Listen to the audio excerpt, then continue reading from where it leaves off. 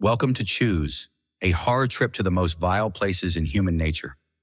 The tale begins with a teenage girl sneaking in a late-night video call with her boyfriend. Her parents storm in, take away her laptop, and send her to bed. But as soon as they are out of the room, she goes out to call him. When she goes back into the house creeping, the lights go off, leaving everything in darkness. With a racing heart, she creeps across the scorched hall and sees the bedroom door of her parents ajar. She goes in and finds them tied to the bed, gagged and in fear. A man grabs her before she is able to scream, and the funnel full of blood crashes onto a table. His request is awful. She has 60 seconds to decide which of parents should die, or he will kill them both. Her desperate father tears his gag off to beg that he is no thief. Just give him the money and leave the rest of them alone. However, this is not a murderer who is interested in money. He pulls the younger brother of the girl into the room at gunpoint. The father pleads with her daughter to pick him in order to save the rest of the family. The murderer, in his sadism, gives her a knife, which makes her kill her own father. Her limbs tremble. She is unable to do anything, and when the timer is over, the killer draws one shot, and her father is in the pool of his own blood. Fiona is a college senior who wakes up the following morning to a TV broadcasting horrors of the family massacre. There is something familiar about the killer game of twisted choices, and a memory of something dark seems to bother her, but she cannot remember anything. Going to the bathroom to prepare to spend a day writing her thesis, she hears the creak of a door downstairs. She picks up a baseball bat as protection and peeks out in her bathrobe. With her heart pounding, she is sure an intruder is in the house. A shove comes behind her, and she turns around only to find her dearest friend, who makes fun of her because she left the door unlocked when she took a shower. Fiona claims that she locked it, and her sheriff father is summoned in. He examines the lock and sees no forced entry and attributes it to the paranoia of Fiona, citing the amount of calls being received by the precinct since the recent murders. However, Fiona, a strong-willed independent woman who lives alone in order to show that she has overcome past traumas, insists that he should brush the lock clean to reveal prints. When her father goes away on another emergency call, where he promises to look into the matter, rumors on campus spread about the sadistic killer. When Fiona is in a conversation with her friends, they dreadfully joke on who they would sacrifice in a kind of game. But Fiona, who is affected by the death of her mother long ago, cuts the conversation short and storms out. On her own that night, she retrieves a box under her bed, containing old newspapers and a suicide note to her mother, who committed suicide years ago in a motel. The note talks of decisions and their repercussions and concludes with a promise of forever love, which causes Fiona to shed some tears. In the meantime, in an opposite part of town, a symphony orchestra finishes rehearsal in a magnificent theater. A pianist who wants to practice his piece till he is perfect asks the conductor to remain late. When he makes his end to a spooky tune, he gets applause by the empty seats. Suppose he is a janitor. He packs up and the theater is thrown into darkness. He rumbles towards the exit, thinking it is a prank, but finds the doors locked. He is in full panic, dashing to the back exit of the storage room when a figure steps out of the dark, then blinding him with a flashlight. The man draws a gun, which ignores the offer of cash by the pianist. He puts up an ultimatum.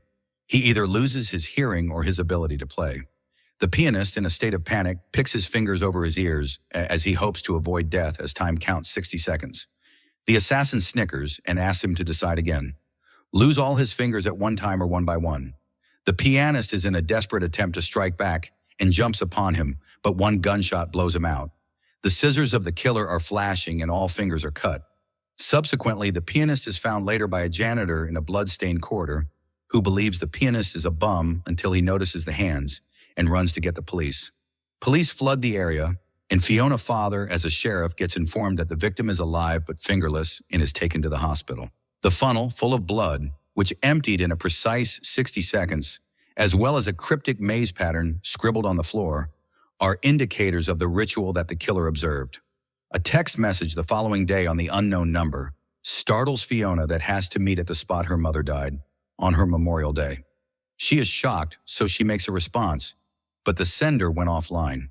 Her friend realizes that Fiona is distracted and pokes her regarding her strange behavior. Much to her horror, Fiona admits she has a chilling theory. It all has to do with these murders being all about choices, as her mother stated in her suicide note. Or can there be something darker behind the death of her mother? She is made to feel by her friend that she is wrong, but she is ready to believe her. She breaks into the hospital that night, getting into the room of the pianist. She wants to know whether he saw the face of the killer. He nods his head, saying that the darkness and the blinding flashlight left everything unclear. But the killer had his name, which sends chills on the body of Fiona.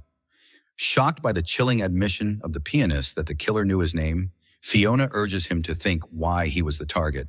But the man, groveling and worn out, pleads that he be left alone and she should go. At the end of her day back home, Fiona goes in to get ready to bed, only to open the cabinet of her vanity mirror and behold a pool of water rippling and a figure in shadows climbing out to claw its way around. She is shocked awake with a thudding heart and understands that it was only a nightmare. At the same time, an emerging model, mid-photo shoot, cuts off the production, goes to her dressing room and flirts on the phone with an ominous big shot. Her diva antics are irritating the photographer, who storms in and orders her to complete the shooting. She loses it and kicks him out. She is plotting to use her contact to get favors when there is a knock on the door. This time it must be the photographer, thought she, and putting on a little makeup and throwing open the door, she went in. She is blinded by the camera flash of a man entering. His voice is full of threat. Her beauty breaks doors, but her pride comes at a cost. He slams a funnel full of blood on the table and gives her 60 seconds to decide which one to keep, her vision or her face. In fear, she runs into a storeroom, but he kicks down the door with a spray gun in his hand, his shadow devouring her screams. Fiona, now at her work desk, is in the middle of working on her thesis when her phone buzzes with an attached file by an unknown sender. She opens it and gapes at a picture of the model, her face horribly disfigured. Her computer spontaneously bugs out with a virus. The following day, she bursts into the police station and sees a similar maze pattern on a desk, exactly like one on the file of the model. Running into the office of her sheriff father, she slaps a photo and the symbol in his face and asks him whether she is in any way connected to the murders. She tries to explain to her protective father, who dismisses it as police business and tells her to hand over the laptop to be analyzed. On her way out, an officer tells the sheriff about a new case, a woman burnt and mutilated. Fiona and her father, who cannot sleep, pursue the leads of the origin of the blood-red maze symbol and dig deep into it that night. The following day, Fiona goes to the motel where her mother committed suicide several years ago. Upon discovering the front desk to be empty, she sneaks into the old room of her mother, where she opens the mirror in the bathroom, and there too she sees the same dreaded maze pattern engraved into the mirror. She is shocked to find a man behind her. After seeing her beautiful appearance, he demands that she is trespassing, and he would call the police unless she makes it worth his while. Fiona, without batting an eyelid, gives him a kick in the groin and runs. At the library, Fiona goes searching through the books on psychology of choice, hunting down their call numbers, and the shelves are bare. Upon getting back to her seat, to her shock, she finds the books on top of it with the symbol of the maze written in it and labeled as a symbol of life-crossing places. The librarian says that the books are not the ones of the library, and the system does not show any record, so Fiona steals them. She goes to see a friend who happens to be tech-savvy, and he identifies the poor coding of the books to an obsolete system in the town of Milburn, a town only 30 minutes away. In Milburn, there is no library. There is only a juvenile detention center which has been shuttered years ago over child abuse claims. Later that evening, Fiona storms into the precinct and informs her father that the killer left the books and that he or she has to be connected to the detention center in Milburn. When her dad fears for her safety, he pleads with her to avoid getting involved, but Fiona insists that it is the killer who is toying with her, challenging her to figure out his game. The following morning, they take a ride to Milburn and find the former administrator of the detention center. He indicates that in the olden days they would test the youth by making them choose impossible things and see how their reasoning works. The murderer is one of them. He is careful to inform them, and Fiona and her father are already in the grip of his sick game. He gives him tapes of the tests, warning that the killer will always remain one step ahead.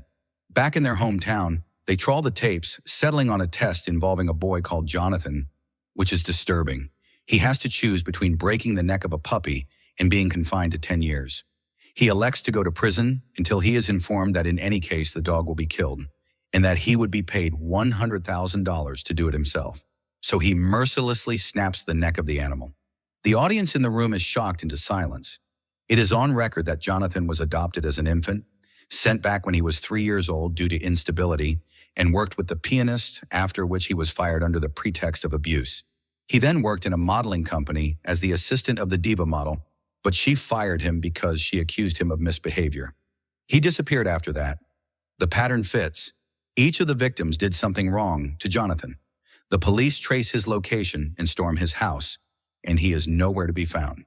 The rotting smell brings them to a bathtub where a carcass, animal or worse, festers. In the meantime, Fiona is getting another message on her phone by the stranger who has now been identified as Jonathan. He makes fun of her. If she wishes to get the truth about how her mother committed suicide, she should come alone at the Milburn Detention Center. In the melee, Fiona goes unnoticed and escapes the precinct, her heart pounding as she goes to the Milburn Detention Center. At Jonathan's home, her own father, who is a sheriff, is staring at a wall that has been filled with news articles, some of which are pictures of him and Fiona. It suddenly dawns on them that they are the real targets of the killer. He runs to his car, desperately trying to call Fiona, but her phone is not answered. The window is blown out by a gunshot and he is killed on the spot as his deputy gets out of the car and settles at the passenger seat. In the detention center, Fiona enters an isolation room where she finds a note left by Jonathan. The doors close with the sound of the gas running through the window and she is inside. A speaker is used to give her assurances by her husband, Jonathan, that the gas will not kill her, it will only make her unconscious. And when she comes to her senses, she will know the truth. Fiona falls fainting. She wakes up, tied to a bed, and in a state of shock observes Jonathan standing over her father, who is unconscious and is being beaten by the former. Upon seeing her awake, Jonathan snickers and shows the dark reality. Her father made an impossible choice, and her mother had to take it. Their mother had an affair years before they were sheriff in this very room bearing Jonathan, who is Fiona's half-brother and has the same mother. Their father found out about the affair, and he forced their mother to pick one of his children. She adopted Fiona and sent Jonathan to an adoption agency. Years after, when Jonathan managed to find her, Jonathan gave her another option: kill Fiona or kill herself.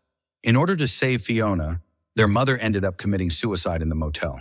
Fiona is dazed and asks why Jonathan has brought her here. He turns and shows the half-mangled side of his face that is scarred by a self-inflicted gunshot wound on the day his mother passed away. Hurling the blood-stained, semi-conscious sheriff on the bed, Jonathan accuses him of everything and promises to kill him in the very presence of Fiona. He puts a plastic bag over the head of her father and makes it tight as the sheriff tries to gasp air. Fiona fights against her bonds in desperation, and her strength is inspired by her desperation. She breaks the bedpost with a thrust, and with it she seizes a sharp bit of wood. She rolls and knocks Jonathan to the floor and tears the bag off the face of her father. Too late, he is no longer breathing. She is eaten up by rage. She swings the wood at Jonathan, who is now staggering to his feet, and bashes his head to a pulpy mush with again and again. Dripping with blood, shaking with fear, Fiona steps out of the detention center. Did you like this creepy recap of Choose?